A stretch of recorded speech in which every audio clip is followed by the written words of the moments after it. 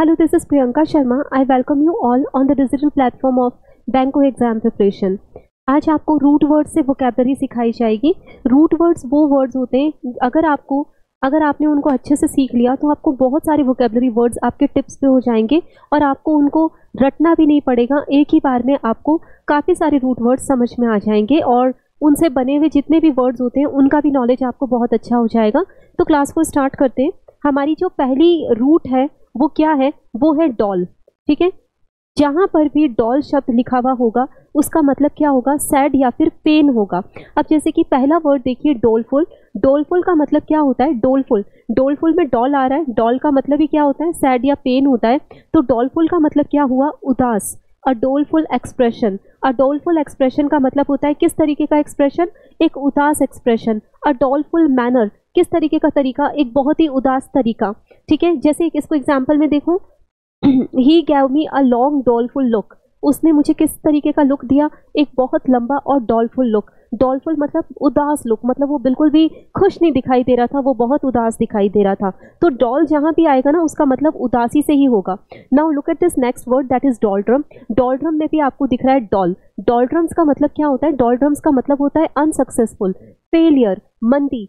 Unsuccessful, failure, मंदी, ये सभी वो शब्द हैं जो कहीं ना कहीं उदासी से और फेलियर से ही जुड़े होते हैं। इसका एक एग्जाम्पल देखो, her career was in the डॉल्ड्रम्स during those years. यानी कि उसका जो करियर था वो डॉल्ड्रम्स में था। डॉल्ड्रम्स मतलब मंदी का सामना कर रहा था, सक्सेसफुल या फ्लरिश नहीं हो रहा था। इसको कहते हैं डॉल्ड्रम। ठीक है, डॉल्ड्रम्स होता है sad with no energy. Doldrum शब्द का मतलब आप क्या बता सकते हैं? Sad with no energy. No energy, अगर कोई पर्सन डॉल्ड्रम्स में आपको दिखता है it means he is very sad. अगर आपका करियर डॉल्ड्रम में है इसका मतलब आपका जो करियर है ऑब्वियसली वो सैड तो नहीं होगा, बट वहां पर अपन डॉल्ड्रम का मतलब लगा सकते हैं मंदी से, मतलब वो फेलियर का सामना कर रहा है, उसे डॉल्ड्रम्स कहते हैं। नेक्स्ट देखो आपका कॉन्डोलेंस। आपको पता है जो कॉन्डोलेंस होता है उसका मतलब क्या होता है? सहानुभूति होता है। ठीक है, सिंपैथी होता है और इसके अंदर भी क्या आता है? डॉल। आप बताइए, आप किसी को कॉन्डोलेंस कब देते हैं? तभी तो देते हैं ना जब सामने वाला बहुत उदास होता है, तभी तो उसको सिंपैथी दी जाती है। तो इसका मतलब ये वर्ड भी किससे संबंधित हो गया आपका? ये वर्ड भी आपका सैडनेस से, फेलियर से, इनसे संबंधित हो गया है ना। When you express your condolence to someone, you express your sympathy for them because one of your friend और relative has died recently. Suppose कीजिए कोई आपका कोई फ्रेंड या रिलेटिव डाई हो गया, मर गया, तो आप उसके परिवार को क्या देते हैं? कॉन्डोलेंस देते हैं। इसका मतलब सिंपैथी देते हैं बिकॉज उनका जो परिवार है it is suffering a great sadness. Okay, example देखो, he expressed his condolence to the families of the people who died in the recent and in the incident. जो एक्सीडेंट हुआ है, जो गलत इंसिडेंट हुआ है उसमें कुछ फैमिलीज मर गई हैं, तो जो यहाँ पे जो ही है उसने अपनी कॉन्डोलेंस दी है, इसका मतलब सहानुभूति। तो कॉन्डोलेंस वो होता है जो तब दिया जाता है जब सामने वाला दुख में हो, ग्रीफ में हो या फिर सैडनेस में हो। आगे देखिए, नेक्स्ट वर्ड आपका आता है इंडोलेंट। इंडोलेंट का मतलब क्या होता है? इंडोलेंट का मतलब वैसे लेजी होता है। कैसे याद करोगे आप कि इंडोलेंट का मतलब लेजी होता है? इंडोलेंट में भी क्या आता है? डॉल आता है, और आपको पता है ये डॉल का मतलब सैड होता है। तो फिर इंडोलेंट का मतलब लेजी कैसे हुआ? वो ऐसे हुआ, देखिए आप इमेजिन कीजिए एक आलसी इंसान की लाइफ को। एक आलसी इंसान की लाइफ में किसी भी तरीके की कोई उमंग नहीं होती है, कोई एक्टिवनेस नहीं होती है, एंथुजियाज्म, ज़ील कुछ नहीं होता, वो बस पड़ा रहता है एक सोफे के ऊपर या फिर बेड के ऊपर। इसका मतलब उसकी लाइफ में कुछ भी एनर्जेटिक नहीं है, कुछ भी अच्छा नहीं है। इसका मतलब उसकी लाइफ बहुत ही उदास है। ऐसी ज़िंदगी को क्या कहा जाता है? ऐसी ज़िंदगी को बोला जाता है इंडोलेंट। ऐसी ज़िंदगी जीने वाले पर्सन को क्या कहा जाता है? इंडोलेंट पर्सन कहा जाता है। तो इंडोलेंट का मतलब क्या हो गया? लेजी हो गया। Okay, I hope that you are getting all the words. Doll का मतलब क्या होता है? डॉल का मतलब ये उदास होता है। आगे देखो, नेक्स्ट आपका बर्ड्स। अभी आपकी नेक्स्ट रूट है, डॉल रूट वर्ड हमारा खत्म हो गया, नेक्स्ट रूट पे अपन चले हैं। बर्ड्स है आपकी नेक्स्ट रूट, और बर्ड्स का मतलब क्या होता है? मनी।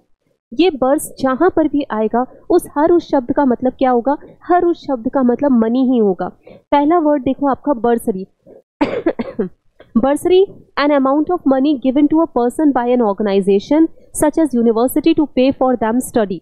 हिंदी में इसको छात्रवृत्ति कहते हैं, यानी मनी की वो अमाउंट जो कि एक पर्सन को दी जाती है किसी ऑर्गेनाइजेशन के द्वारा, किसी इंस्टीट्यूशन के द्वारा, ताकि सामने वाले की पढ़ाई अच्छे से चल सके, जिसको हिंदी में हम छात्रवृत्ति या स्कॉलरशिप कहते हैं, जिसमें फीस के ऊपर यानी पैसे का ही तो डिस्काउंट दिया जाता है छात्रवृत्ति के अंदर।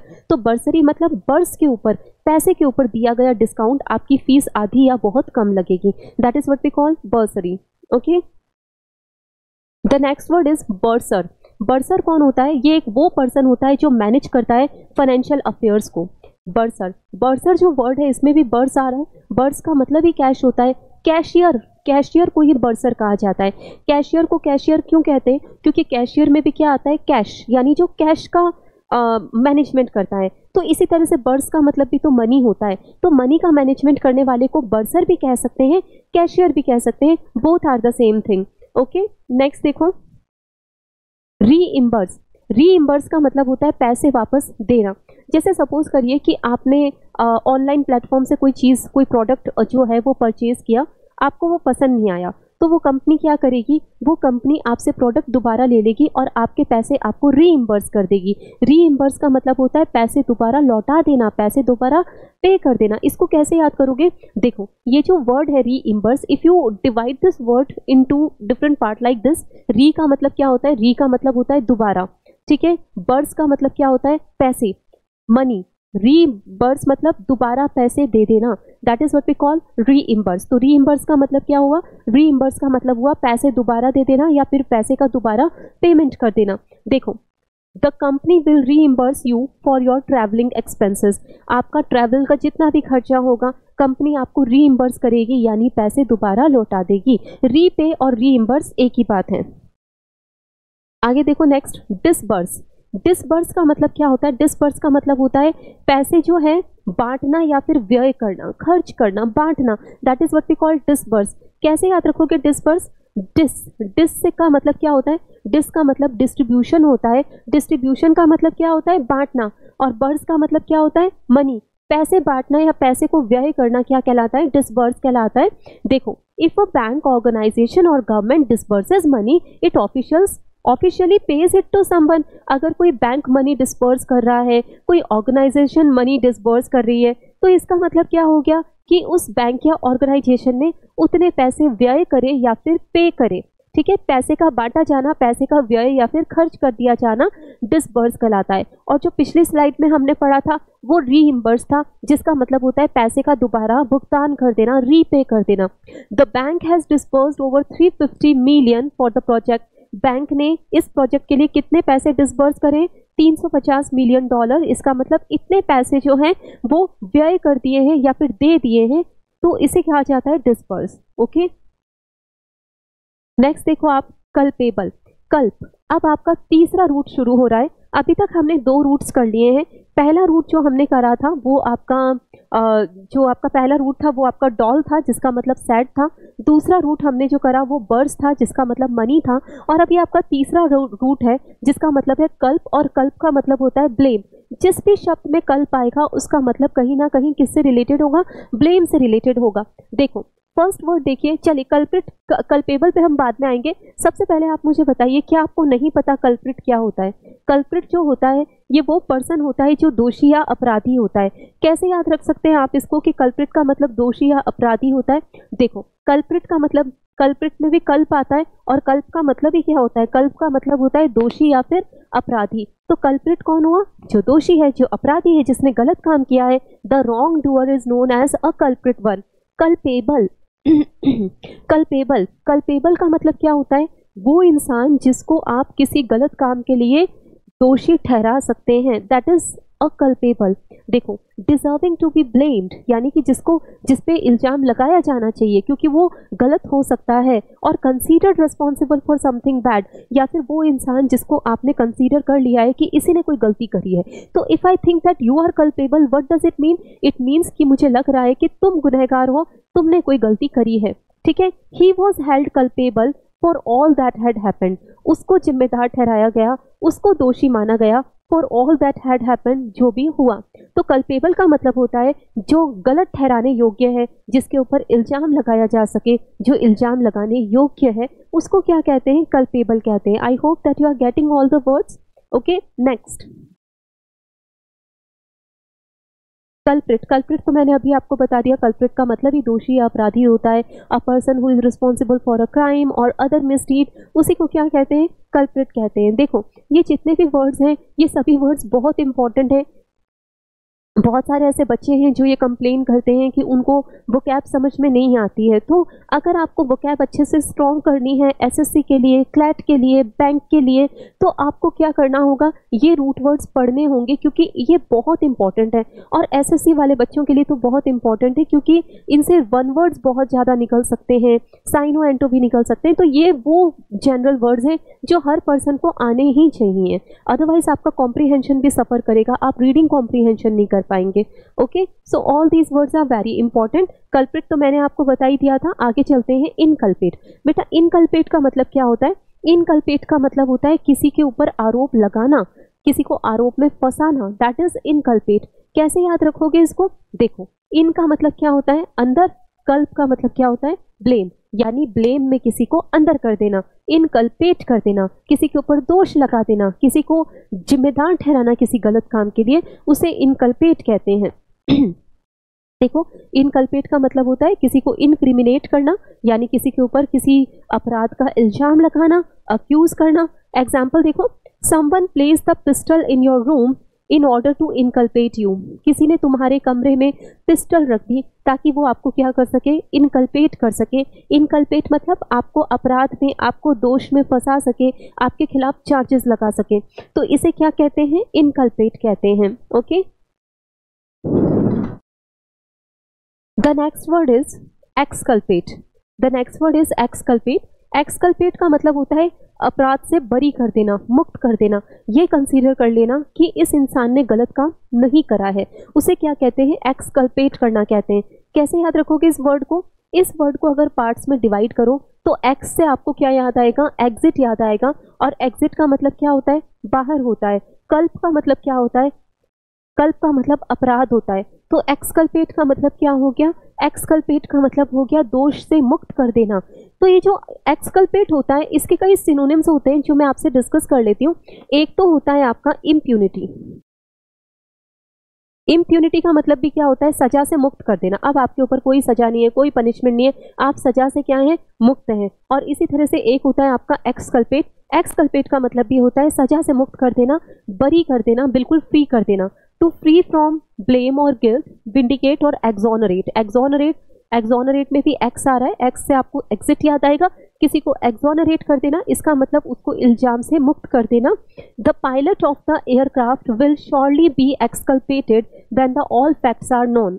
तो वो जो एयरक्राफ्ट है उसका जो पायलट है उसको श्योरली एक्सकल्पेट कर दिया जाएगा, यानी सभी इल्जामों से मुक्त कर दिया जाएगा जब सारे फैक्ट सामने आएंगे। तो एक्सकल्पेट का मतलब आपने क्या समझा? एक्सकल्पेट का मतलब आपने समझा किसी भी इल्जाम से मुक्त कर देना या फिर बरी कर देना।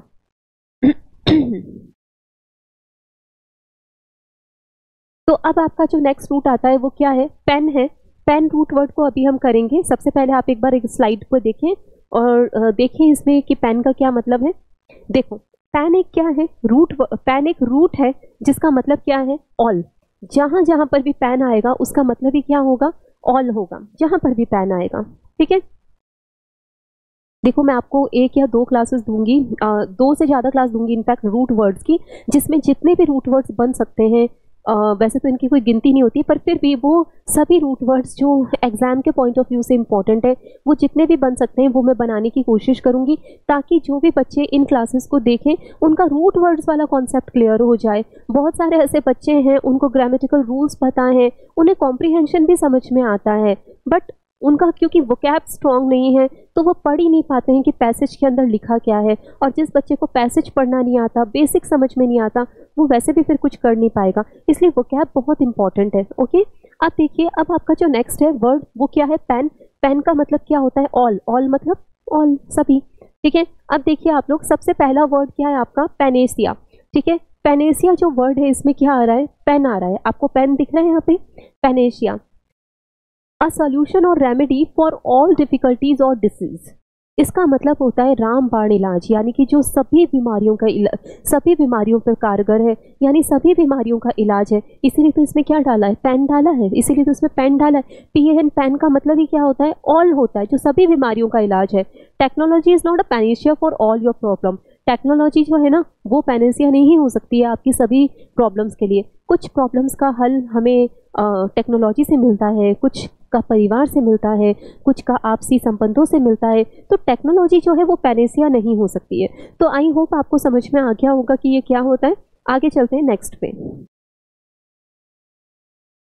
पेनार्की। अब आप देखिए यहाँ पे सभी जने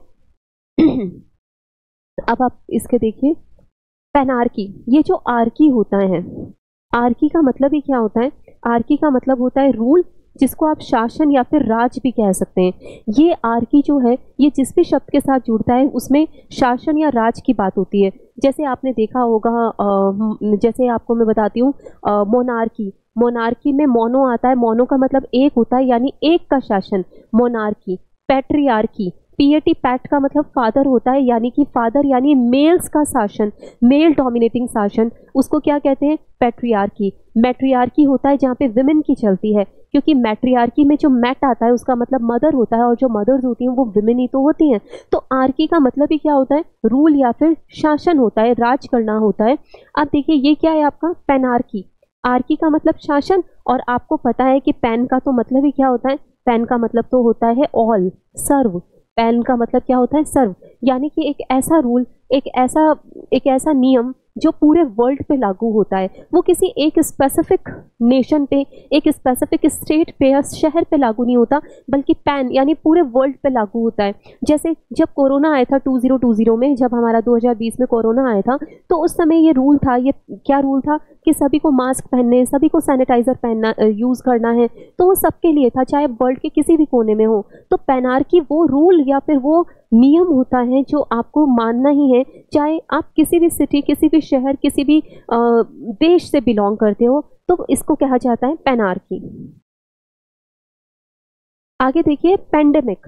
एक तो होता है एपिडेमिक। एपिडेमिक तो होता है एक छोटे एरिया तक फैलने वाली बीमारी। जैसे सपोज कीजिए कि कोई बीमारी है वो एक राज्य में फैल गई, कोई बीमारी है वो एक शहर में फैल गई, कोई बीमारी है वो एक देश में फैल गई। पर एक ऐसी बीमारी आती है जो पूरे वर्ल्ड पे फैल जाती है। जैसे आपने उसको अपने कोरोना वायरस वाले समय को याद करिए, जब वो बीमारी जो थी उसमें कोई एक पर्टिकुलर या दो पर्टिकुलर देश नहीं बल्कि पूरा का पूरा वर्ल्ड समा गया था।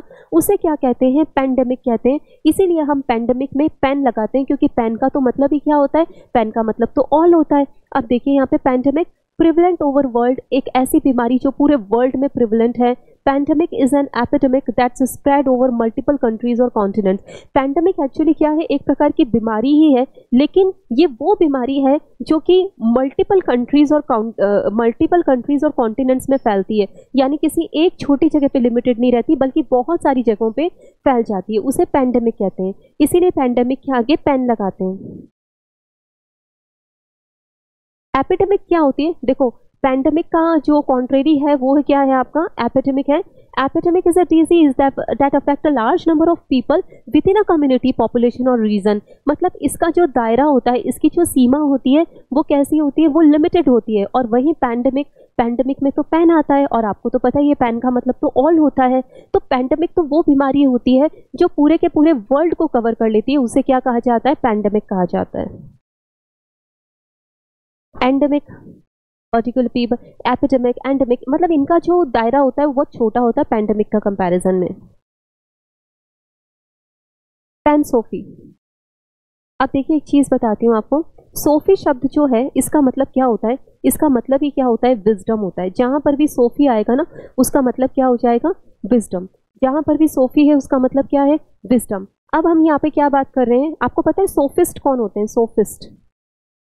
सोफिस्ट वो होते हैं जो वाइज हैं, जो विजडम से भरे हुए हैं। बुद्धिमान लोगों को सोफिस्ट कहा जाता है, सोफिस्ट।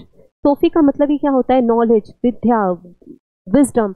ठीक है, अब देखो यहाँ पे ये आपका वर्ड क्या है, आपका जो वर्ड है वो है, एक मिनट, आपका जो वर्ड है वो क्या है, पैनसोफी है। पैनसोफी का मतलब यूनिवर्सल नॉलेज और विजडम, यानी पैनसॉफी मतलब वो नॉलेज जो यूनिवर्सल है वो नॉलेज जो यूनिवर्सल है, जो बहुत बड़ी नॉलेज है, मतलब पैनसॉफी का मतलब यूनिवर्सल विजडम होता है। और पैनसॉफिस्ट कौन होता है? पैनसॉफिस्ट वो पर्सन होता है जिसको यूनिवर्सल नॉलेज है। यूनिवर्सल नॉलेज मतलब पूरे ब्रह्मांड का ज्ञान है, जिसको कोई बेवकूफ़ नहीं बना सकता, जिसको सब पता है कि कैसे क्या करना है, जिसको नॉलेज तो है पर बहुत ग्रैंड लेवल की, उसे क्या कहा जाता है? उसे पैनसॉफिस्ट कहा जाता है। I hope that you are getting everything here. Next आपका एमबी है। एक सेकंड में आपको दे रही हूँ, आप एमबी को पढ़ें कि एमबी चीज क्या होती है।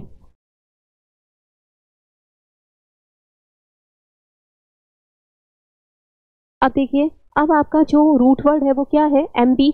जहां पर भी एमबी आएगा उसका मतलब या तो बोथ होगा, या फिर आप इसमें एक चीज और नोट करिए, एमबी का मतलब होता है मोर देन वन, यानी कि एक से अधिक। मोर देन वन, एक से अधिक, ये होता है आपका एमबी का मतलब, एक से अधिक, उसको क्या कहते हैं? एमबी। अब देखो आपका मैं एक सेकेंड, आपको इससे नहीं, मैं वैसे बताती हूँ। हाँ, इधर से स्टार्ट कीजिए एमबी वर्ड को पढ़ना। सबसे पहले हमारा जो वर्ड है वो क्या है? एम्बिगुअस है। एम्बिगुअस का मतलब क्या होता है? एम्बिगुअस का मतलब होता है ऐसी चीज जो अनक्लियर और कंफ्यूजिंग है, मतलब जो आपको समझ में नहीं आती है, वो एम्बिगुअस है।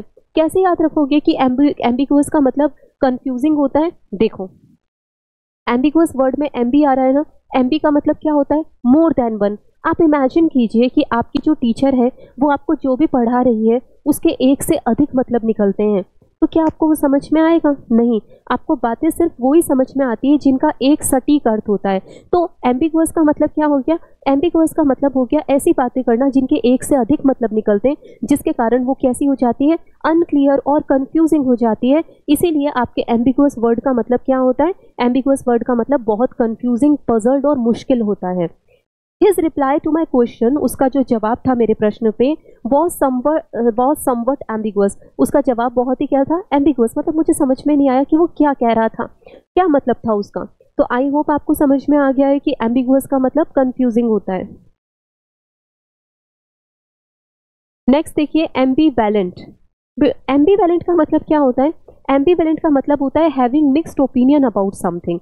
मिक्स्ड ओपिनियन का मतलब क्या होता है? इसका मतलब आप ना किसी एक चीज़ के बारे में बिल्कुल डिसाइसिव नहीं हो, आप डिसाइड नहीं कर पाते। आपकी जो ओपिनियंस रहती हैं वो कैसी रहती हैं? मिक्स्ड रहती हैं, आप डिसाइसिव नहीं है। डिसाइसिव का मतलब होता है निर्णय ले लेना कि आप यही करेंगे या आप ये नहीं करेंगे। पर कभी सपोज कीजिए कि आप डिसाइसिव नहीं है, आप निर्णय नहीं ले पा रहे हैं, आपके दिमाग में मिक्स्ड ओपिनियन है, आपको लगता है ये भी सही है, फिर आपको लगता है ये भी तो सही है, वो भी तो गलत नहीं है, फिर आपको लगता है नहीं वो भी सही है। इसका मतलब आपके दिमाग में मिक्स्ड ओपिनियन है, you are somewhere confuse to decide the things. कहीं ना कहीं आप क्या है? कंफ्यूज हैं चीज़ों को डिसाइड करने में, तो इसका मतलब यू आर एम्बिवैलेंट। ओके देखो, she remained ambivalent about her marriage. जब उससे पूछा गया उसकी मैरिज के बारे में तो उसने एक सटीक आंसर नहीं दिया, एक फिक्स आंसर नहीं दिया। She remained एम्बिवैलेंट। एम्बिवैलेंट मतलब मिली जुली सी प्रतिक्रिया दी, हमें पता नहीं चला कि उसके क्या विचार हैं अपने शादी के बारे में। An ambivalent attitude to exercise. Ambivalent attitude, कभी आपको लगता है कर लेता हूँ, कभी आपको लगता है मैं नहीं करता हूँ। एम्बिवैलेंट मतलब मिक्स्ड ओपिनियन, आप एक जगह फिक्स नहीं है, that is what we call ambivalent. तो अगर आप क्या हैं? आप इनडिसाइसिव हो रहे हैं, if you cannot decide about something, it means you are becoming ambivalent because you have mixed opinion about something and you cannot decide, you cannot reach to one fixed point. आप बस इधर उधर झूलते रहते हैं और एक चीज को डिसाइड नहीं कर पाते हैं, उसे क्या कहा जाता है? एम्बिवैलेंट कहा जाता है। एम्बीवर्ट। एम्बीवर्ट कौन होते हैं? देखो, आपने सुना होगा कि एक तो होते हैं इंट्रोवर्ट, एक होते हैं आपके एक्सट्रोवर्ट। ठीक है, इंट्रोवर्ट, इंट्रोवर्ट में इन आ रहा है। इंट्रोवर्ट का मतलब होता है जो अपने अंदर ही अंदर रहते हैं, शर्मीले होते हैं, जो बहुत ज़्यादा सामाजिक नहीं होते, ऐसे लोगों को क्या कहा जाता है? इंट्रोवर्ट कहा जाता है, बहुत शर्मीले होते हैं। एक होते हैं एक्सट्रोवर्ट। एक्सट्रोवर्ट में एक्स आ रहा है, एक्स का मतलब ही बाहर होता है, आपको अभी बताया था। एक्सट्रोवर्ट कौन होते हैं? बड़े सामाजिक, सोशल, आउटस्पोकन, ऐसे लोगों को क्या कहा जाता है? एक्सट्रोवर्ट कहा जाता है। पर कुछ लोग क्या होते हैं? एम्बीवर्ट होते हैं। एम्बीवर्ट मतलब, एम्बी का मतलब ही क्या है? एक से अधिक। तो एम्बीवर्ट क्या हो गया? एम्बीवर्ट वो लोग हुए जो इंट्रोवर्ट भी हैं, जो एक्सट्रोवर्ट भी हैं। मतलब कभी कभी तो वो इंट्रोवर्ट जैसा फील मतलब कभी कभी तो वो इंट्रोवर्ट जैसा व्यवहार करते हैं और कभी कभी वो एक्सट्रोवर्ट, कभी कभी बहुत बोलते हैं, कभी कभी एकदम चुप रहते हैं। एक्चुअली एम्बीवर्ट लोग जो होते हैं उनका ये जो व्यवहार होता है ये डिपेंड करता है बहुत से फैक्टर्स पे। अगर उनको जो एनवायरनमेंट है, जो उनके चारों तरफ के लोग हैं फेवरेबल लगते हैं तो वो बहुत बातें करते हैं। यही इसके कॉन्ट्रेरी अगर उनको चारों तरफ के लोग सही नहीं लगते हैं, अच्छे नहीं लगते हैं, बहुत ज़्यादा फॉर्मल लगते हैं तो वो बोलना कम पसंद करते हैं। तो it depends on the condition, it depends on the people they are surrounded with, है ना। तो वो ऐसे लोगों को एम्बीवर्ट कहते हैं because sometimes they are introvert and sometimes they are extrovert. वो एक नहीं है, ना तो वो कंप्लीटली इंट्रोवर्ट है ना वो कंप्लीटली एक्सट्रोवर्ट है। And because they are mixture और the combination of two kinds of personality, that is why they are known as ambivert persons. Okay,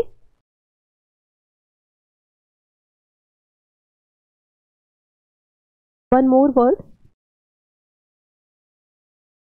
ambidextrous. अब देखिए एक चीज बताती हूँ आपको, क्या आपको पता है कि जो डेक्स्टर होता है, डेक्स्टर शब्द का मतलब क्या होता है?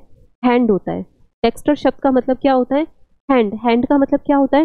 हाथ। ठीक है, डेक्स्टर का मतलब हाथ होता है। एम्बी का मतलब मोर देन वन होता है। तो एम्बीडेक्स्ट्रस कौन होता है? एम्बीडेक्स्ट्रस वो होता है जो अपने दोनों हाथों का यूज करके क्या कर सके? लिख सके। जो राइट हैंड से भी लिख सके और लेफ्ट हैंड से भी लिख सके। कई लोग क्या होते हैं वो राइट हैंड से लिखते हैं, 90% लोग राइट हैंड से लिखते हैं। कुछ लोग क्या होते हैं लेफ्ट हैंड से लिखते हैं और एक बहुत ही कम परसेंटेज होता है पॉपुलेशन का जो दोनों हाथों से लिख सकता है। जैसे 3 इडियट में वायरस लिखता था दोनों हाथों से बोर्ड के ऊपर। तो जो दोनों हाथों का, एम्बी मतलब दोनों, मोर देन वन, जो दोनों हाथों का यूज कर सके, ऐसे लोगों को क्या कहा जाता है? एम्बीडेक्स्ट्रस कहा जाता है। तो रूट वर्ड की इस क्लास में ओनली दिस मच। अब आपका जो नेक्स्ट सेशन होगा वो बहुत ही जल्दी अपलोड हो जाएगा, उसमें और भी ज़्यादा रूट वर्ड्स आपको करवाए जाएंगे। So please don't skip that session, क्योंकि मैंने आपको बता रखा है that all these root words are really very important for you. Okay class, so thank you very much, good bye.